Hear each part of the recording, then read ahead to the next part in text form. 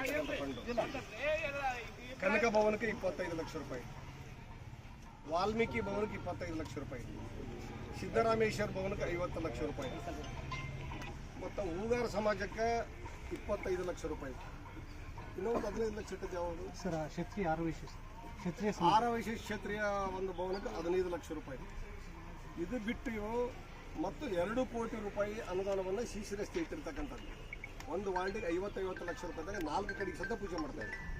ಅದಕ್ಕೆ ಬಿಟ್ಕೊಂಡು ಇನ್ನೂ ಮತ್ತು ಇದು ಬಿಟ್ಕೊಂಡು ಐಮಾಕ್ಸ್ ಲೈಟು ಸುಮಾರು ಒಂದು 25ರಿಂದ 30 ಲೈಟ್ಗಳು ಲಿಂಕ್ಸು ಸೀಟಿಗೆ ಇಟ್ಕೊಂಡಿರ್ತಕ್ಕಂಥ. ಎಲ್ಲೆಲ್ಲಿ ವಾರ್ಡ್ಗಳಿಗೆ ಅವಶ್ಯಕತೆ ಇದೆಯೋ ಅಲ್ಲೆಲ್ಲಿ ಸಿಸಿ ರಸ್ತೆಗಳನ್ನು ಅಲ್ಲಿ ಐಮಾಕ್ಸ್ ಲೈಟ್ಗಳನ್ನು ಅಳವಡಿಸಿಕೊಂಡಿರ್ತಕ್ಕಂಥದ್ದು. ಒಟ್ಟಾರೆ ಕ್ಷೇತ್ರದಲ್ಲಿ ಸಾಕಷ್ಟು ಸಿಸಿ ರಸ್ತೆ, ಐಮಾಕ್ಸ್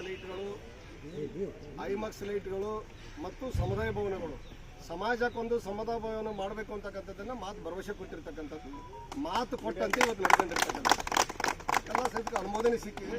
ಆದಷ್ಟು ಬೇಗನೆ ಇದನ್ನು ಮುಗಿಸಿಕೊಂಡು ಇನ್ನೂ ಇದಕ್ಕೆ ಏನಾದರೂ ಕಡಿಮೆ ಬಿದ್ದರೆ ಹೆಚ್ಚಿನ ಅನುದಾನವನ್ನು ಕೂಡ ಕೊಡಬೇಕು ಅಂತಕ್ಕಂಥದ್ದನ್ನು ನಮ್ಮ ಪ್ರಯತ್ನವನ್ನು ನಾವು ಮಾಡ್ತೀವಿ. ಸರ್, ಇದು ನಿರ್ವಹಿಸೋದು ಯಾರು ಸರ್? ಡಿಪಾರ್ಟ್ಮೆಂಟ್ ಯಾವ ಡಿಪಾರ್ಟ್ಮೆಂಟು?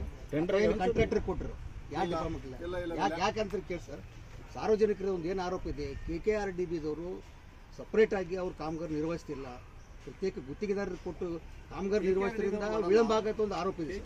ನೀವು ಹೇಳೋ ಪ್ರಕಾರ ಲ್ಯಾಂಡ್ ಅಗ್ರಿಮೆಂಟ್ ಅದು ಲ್ಯಾಂಡ್ ಅಗ್ರಿಮೆಂಟ್ ಅದು KRID ಅಲ್ಲ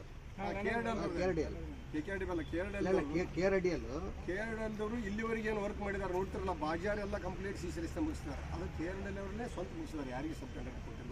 ಇಲ್ಲ ಸರ್, ಸ್ವತಃ ಕನ್ಸರ್ನ್ ಆಫೀಸರ್ಸ್ ಹೇಳ್ತಾರೆ ಸರ್, ನಾವು ಈಗೆಲ್ಲ ಗುತ್ತಿಗೆದಾರರಿಗೆ ಕೊಟ್ಟಿವಿ ಅಂತ ಅವರೇ ಹೇಳ್ತಿದ್ದಾರೆ. ಎಕ್ಸಿಕ್ಯೂಟಿವ್ನವರು AW ಮುಂಬಾರ ಯಾರಿಗೇನು ಗುತ್ತಿ ಕೊಟ್ಟರೆ ನೀವು ಸ್ವಂತ ಮಾಡ್ತಾ ಇದ್ದೀರಿ, ಸಾಕ?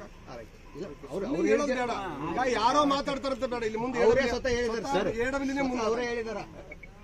ಅದಾಯ್ತು. ಈಗ CC ರೋಡ್ ಅದು ಹೇಳಿದ್ರಲ್ಲ, ಗಡಿಯಾರ ಚೌಕ ಊರಾಗೆಲ್ಲ ಅದು ಟೋಟಲ್ ಅವೈಜ್ಞಾನಿಕ. ಎಲ್ಲಿ ಒಂದು ಚರಂಡಿ ಇಟ್ಟಿಲ್ಲ, ನೀರೆಲ್ಲಿಗೆ ಹೋಗ್ಬೇಕು? ಮಳೆ ನೀರು ಚರಂಡಿನ ಈಗ UGD ಎಸ್ಟಿಮೇಟ್ ಮಾಡಿಸ್ತಾ ಇದ್ದೀನಿ.